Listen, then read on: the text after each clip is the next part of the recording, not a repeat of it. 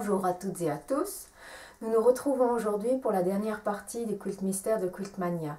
Je passerai assez rapidement sur les broderies et nous nous concentrerons sur le montage et la finition. Lorsque vous avez cousu vos bandes tout autour du top, vous préparez vos appliqués de la manière habituelle. Vous reportez le dessin dans les angles, vous découpez tous les motifs dans les couleurs suggérées ou alors dans les couleurs de votre choix. Vous les fixez également avec les couleurs des fils indiqués dans la revue ou vous changez si vous préférez. Après, utilisez les fils jusqu'au bout. Dans les coloris que vous souhaitez employer, laissez cours à votre créativité. Tous les numéros des fils que j'ai employés sont bien détaillés dans la revue. La petite nouveauté ici, ce sont les feuilles bicolores. Donc, pour fixer les bords vifs des appliqués entre eux, j'ai brodé un point oblique à cheval sur les deux parties. Voilà, c'est ce qu'on peut dire, c'est la nouveauté ici. Les deux motifs sont placés en vis-à-vis. Ici, j'ai fait un appliqué incrusté. Là, j'ai décidé de broder le centre avec des points de nœud. J'ai également mis des petits points de pistil tout autour. Donc, à vous de voir. Les petits bleuets ont été brodés avec le point de tige sur les côtés et des petits points lancés sur les petites dents, avec des points de nœud au centre et quelques points lancés au moulinet noir pour faire ressortir.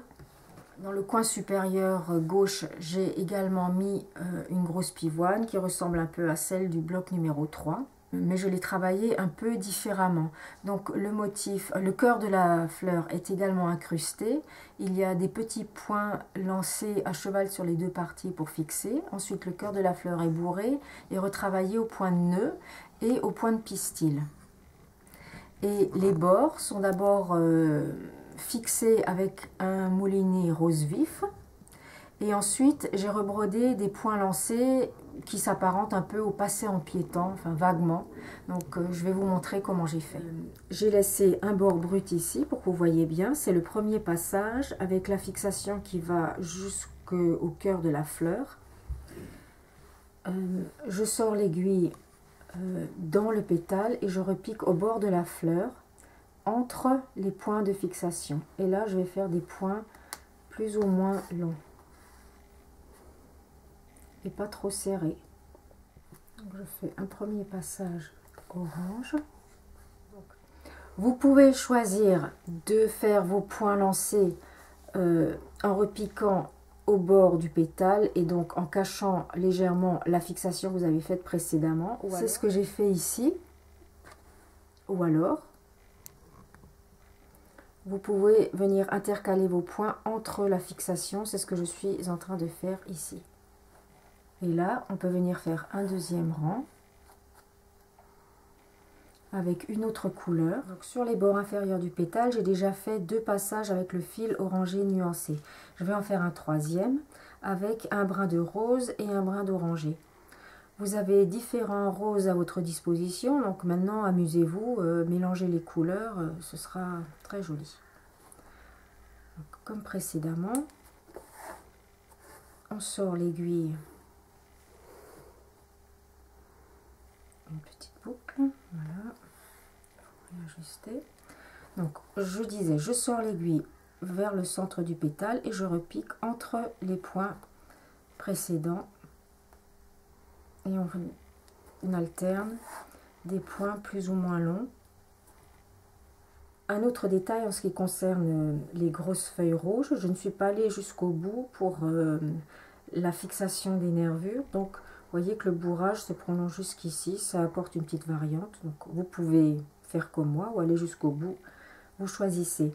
Et ensuite, il arrive que lorsque l'on est terminé de matelassé, des choses comme ceci, le bout des feuilles se décolle parce que en matelassant, on rétrécit le tissu et du coup certains points deviennent lâches. Alors après, ce qu'il suffit de faire, c'est de réenfiler une aiguille de fil mouliné.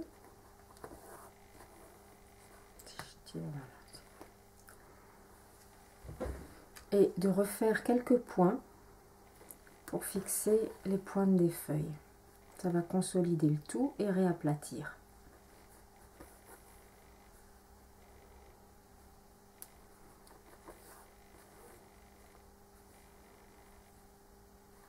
Voilà. Alors, pour la doublure, il vous faut une surface de 1,50 m sur 1,50 m. Il vous faudra donc acheter deux hauteurs de 1,50 m en 110. Ensuite, j'ai recoupé un des deux morceaux en deux, puisque ça suffit. Je me sers de la lisière pour placer mes deux morceaux de tissu parfaitement bord à bord. Et ensuite, je pique à environ 2 cm de cette lisière. Et lorsque ma piqûre est faite, je recoupe l'excédent.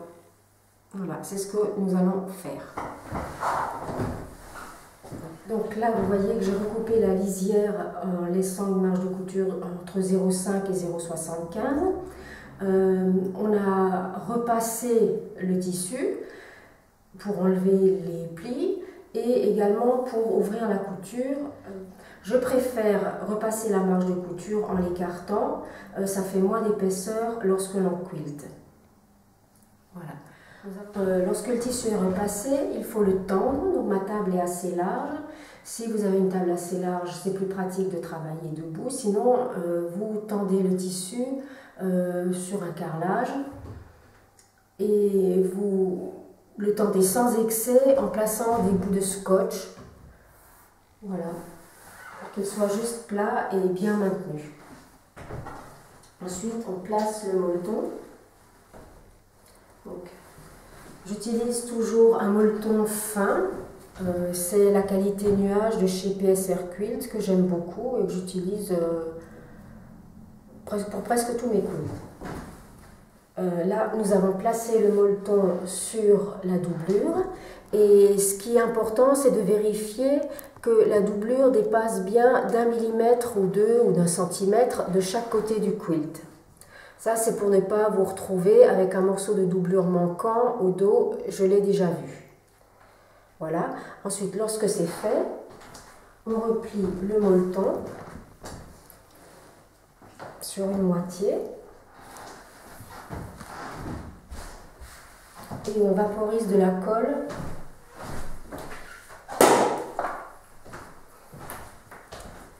Donc, je vais vaporiser de la colle sur cette moitié. Ensuite, on replie.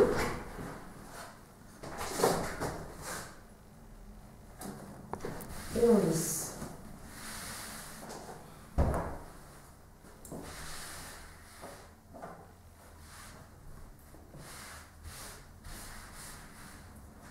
On fait la même chose avec l'autre moitié. On met toujours la colle sur le molleton, jamais sur le tissu. Ensuite, on place le quilt.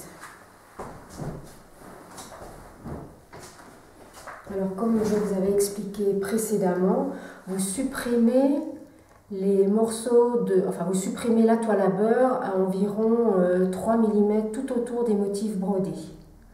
Plus vous enlèverez de toile à beurre entre les différents éléments, plus le quilting sera facile à faire. Donc, comme tout à l'heure, vous placez le top sur le molleton en centrant. Le top sur le molleton, vous devez avoir une bande de 7-8 cm au minimum tout autour. Et ensuite, lorsqu'il est bien placé, vous repliez une moitié.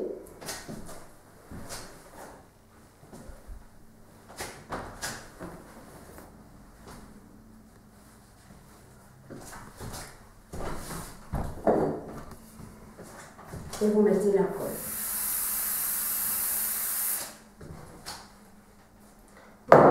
De ce côté-ci, il faudra en mettre un peu plus.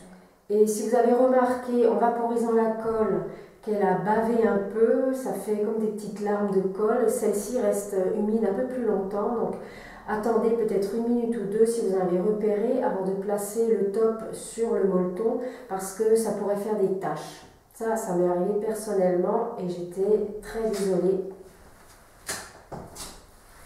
Et ensuite, grâce à la colle qu'on a mise généreusement sur le molleton, On peut placer les blocs en tirant un peu dessus puisque tout est maintenu grâce à la colle. Alors, ce qu'il faut, c'est avoir les bords des blocs le plus droit possible. Donc, vous tirez un peu, vous les mettez en forme.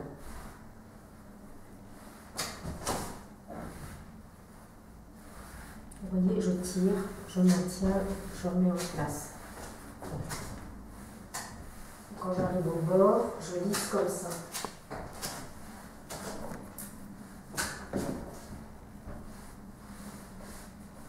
Voilà. Donc lorsque la première moitié est bien mise en place, on replie le quilt. Et on fait le deuxième côté de la même façon. Donc, j'ai mis la colle et je repositionne mon quilt. Le mieux c'est de partir du milieu. Je tire, je mets en place, je place là. Et ensuite je tire un peu par là et je place comme ceci. Vous pouvez voir que la plupart des fronces sont comme bues par le molleton et elles apparaissent déjà beaucoup moins. Donc le centre est fait, donc maintenant il suffit de détacher l'ensemble de la table et puis de terminer avec, de placer les côtés en faisant la même opération. Replier le molleton, mettre la colle ici, la placer sur la doublure, ensuite replier le top, mettre la colle sur le molleton, en mettre un peu plus et puis bien placer la bordure sur le molleton. Toute la surface du quilt est encollée maintenant, elle est relativement plane, sauf éventuellement, enfin sauf dans les coins, parce que tout l'excédent se retrouve plus ou moins concentré là et en plus on a tout le trapunto qui accentue ça. Donc vous voyez toutes ces petites fronces. Alors c'est normal, ne vous en inquiétez pas, lorsque ce sera matelassé, ce sera plat. Hein, c'est la même chose pour certains blocs. Je le tire. Celui-ci aussi, parce qu'il y a beaucoup de fronces ici, donc il va en rester là, mais tout ça après ce sera aplati. L'important, c'est qu'au moment de placer le top sur le molleton encollé, vous remettiez le quilt le plus en forme possible. Hein. Donc toujours en partant du milieu, en tirant vers là, puis vers là, ensuite vers là. L'étape suivante pour vous, ça va être de mettre un bâti en plus. Je vous conseille vraiment de le faire, sauf si vous avez l'intention de quilter tout le top en 3 semaines, comme ça va être notre cas. La colle a un maintien durant un certain laps de temps et si vous quiltez l'ouvrage sur plusieurs mois, après vous n'aurez plus le maintien voulu. Donc ce qui est important, c'est que, comme vous le faites pour vos autres quilts, vous faites un bâti, d'abord... même pas obligé de faire les croix, mais par exemple des lignes espacées de 10-15 cm, vous faites un quadrillage, ce sera suffisant et ça vous permettra d'avoir un bon résultat au bout. Voilà. Donc maintenant, nous allons vous montrer comment quilter. Alors, pour l'étape suivante, vous allez avoir besoin d'un tambour à quilter, d'un paquet d'aiguilles numéro 9 de chez Prime, qui s'accorde très bien au coton perlé numéro 8.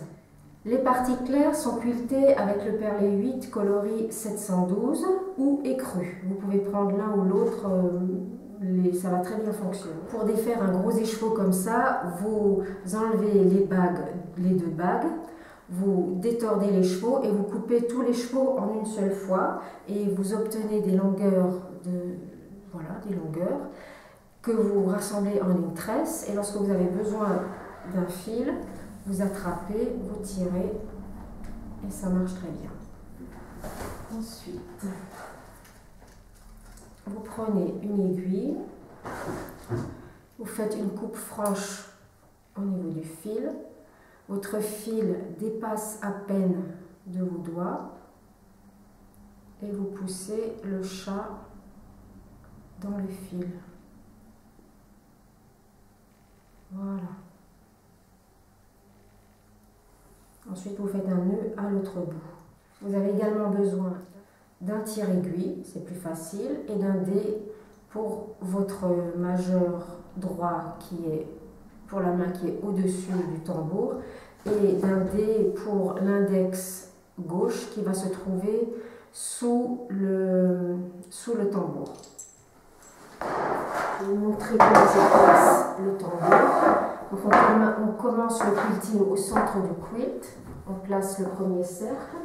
Vous ouvrez largement en divisant le deuxième et vous placez cette partie-là à un endroit où il n'y a pas de broderie.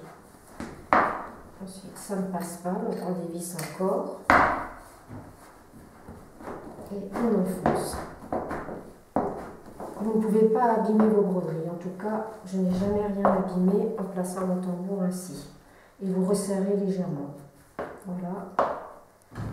Et c'est Claudine qui va vous faire la démonstration de quilting. Voilà. Donc Claudine démarre le quilting. Elle a fait un nœud qu'elle tire légèrement pour faire passer le nœud dans le molleton. Et elle démarre.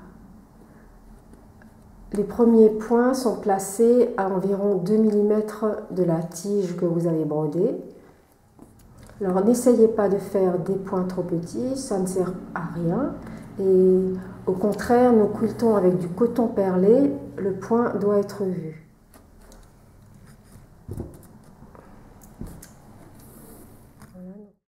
Claudine vient de quilter autour de 2 feuilles. Alors malheureusement, on ne voit pas très bien parce que à l'endroit, le crème sur le fond crème se confond. Alors on vous montre le dos.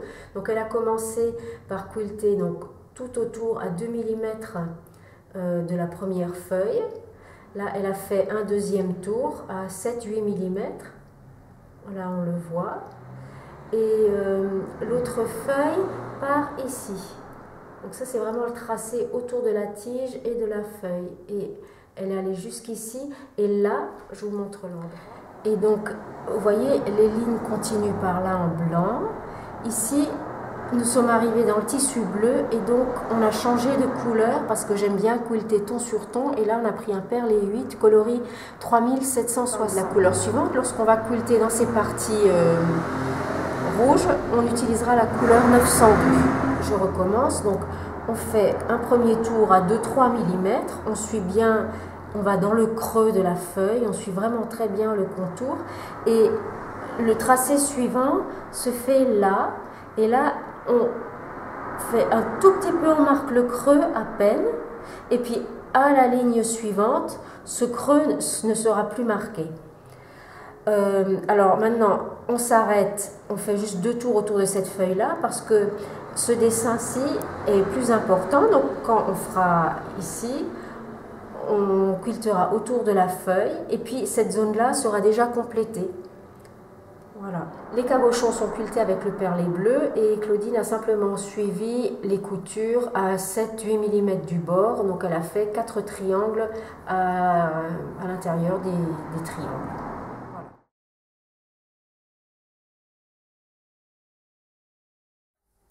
Lorsque votre quilt est fini de matelassé, vous allez le placer bien à plat sur une grande table.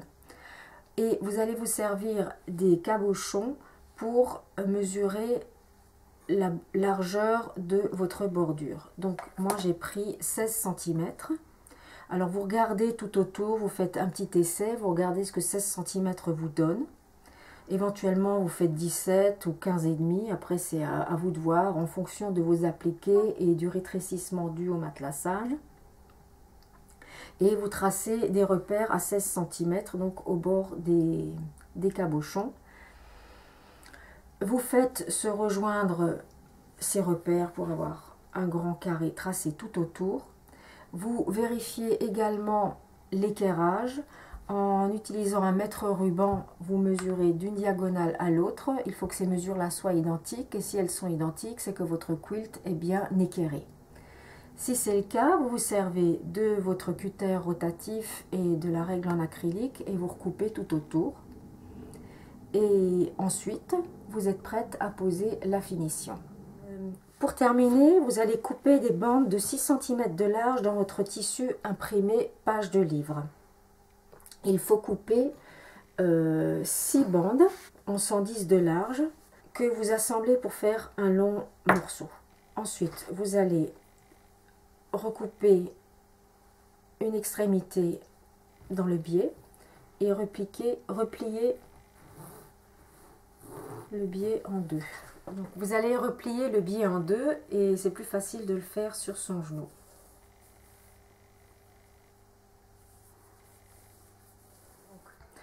Vous démarrez en travaillant à l'envers du patchwork. Vous allez poser votre bande en laissant environ une vingtaine de centimètres libres et vous placez vos épingles.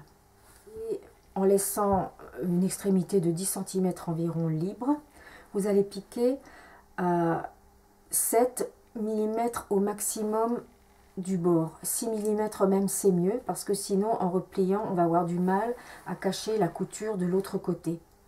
Donc 6 mm c'est mieux, voilà, ou alors vous coupez vos bandes à 6 cm et demi, ce qui vous laisse un peu de marge. Mais j'ai coupé sur 6 et j'ai cousu à 6 mm du bord et j'ai eu un bon résultat. Donc vous faites votre piqûre à 6 mm du bord en utilisant le pied à double entraînement. Vous arrêtez à 6 mm du bord suivant.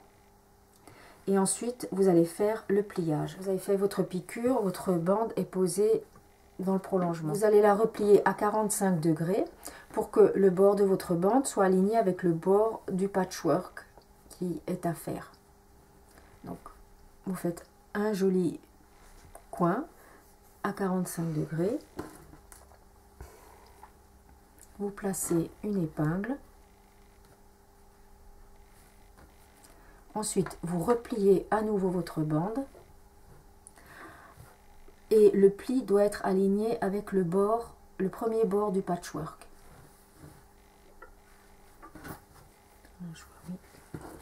C'est aligné. Et ensuite, là, j'ai tracé une diagonale. Elle correspond au premier pli que nous avons fait à 45 degrés. Et comme nous avons arrêté notre couture à 6 mm du bord, nous allons également démarrer celle-ci à 6 mm du bord, en évitant de prendre le pli dans la couture.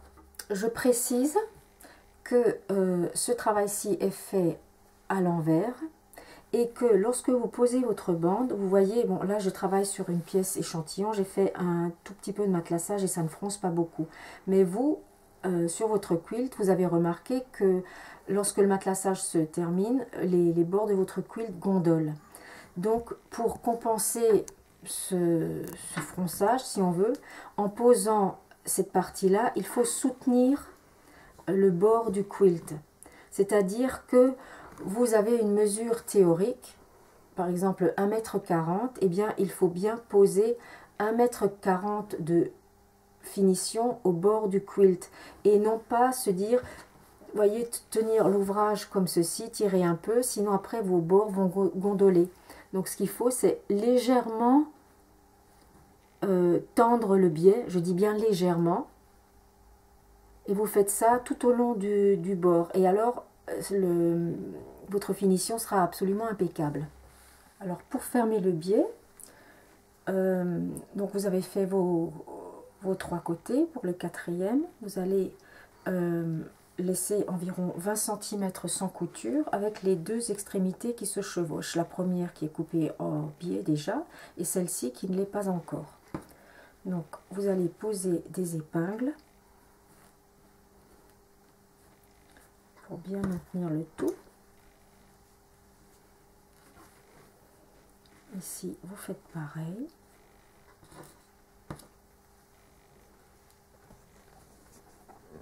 Des épingles. Donc les bords sont bien alignés. Ensuite, vous écartez ceci.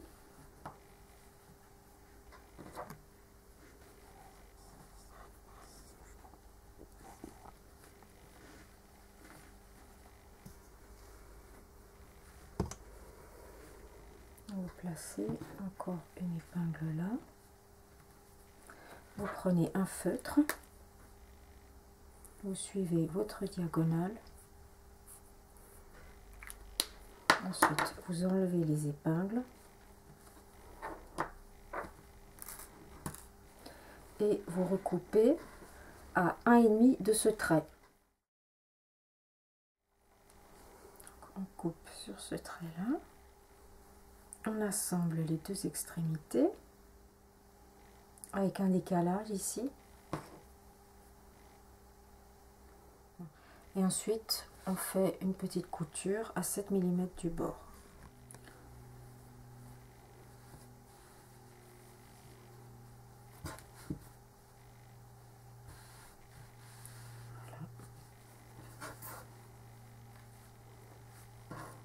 Vous placez vos dernières épingles et vous faites une piqûre tout le long à 6-7 mm du bord. Et vous pouvez retourner le biais. Donc je reviens à mon coin. Donc j'enlève l'épingle, j'enlève celle-ci et je façonne l'angle. Donc je replie la finition. Là on travaille à l'endroit. Pose des épingles. Alors normalement de ce côté-ci, l'angle se forme assez naturellement. On peut tout, mais quand même poser une épingle pour bien bloquer. Et on façonne le deuxième coin. Alors, le plus facile, c'est de bloquer le tissu avec une épingle. Et on replie à 45 degrés.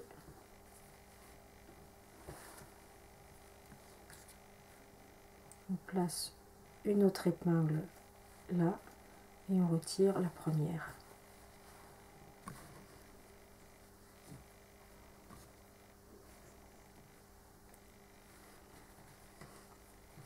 Et vous faites ça tout du long. Ensuite, vous prenez, lorsque vos quatre côtés sont cousus, donc l'un après l'autre, quand ça c'est épinglé, avec une aiguille de coton perlé 8, vous faites des petits points devant pour fixer la finition.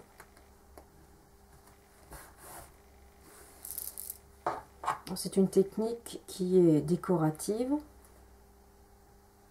puisqu'on rajoute un point visible sur le biais et qui est assez rapide puisque vous pouvez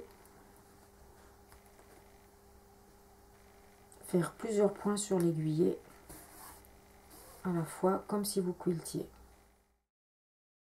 Une année s'achève, elle a passé très vite pour nous, j'espère pour vous aussi. Claudine et moi espérons du fond du cœur que vous avez eu plaisir à réaliser Colmar, que vous avez apprécié cette autre façon d'aborder une technique ancienne, pris goût à broder vos quilts et peut-être nous rejoindre pour un autre bloc du mois brodé à l'avenir.